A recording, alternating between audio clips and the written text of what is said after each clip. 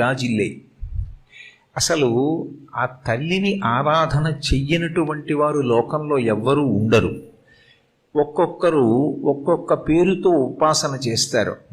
ఒక్కొక్క రాష్ట్రంలో ఒక్కొక్క ప్రాంతంలో ఆవిడ ఒక దివ్యమైనటువంటి తేజస్సుతో ఆవిర్భవించింది.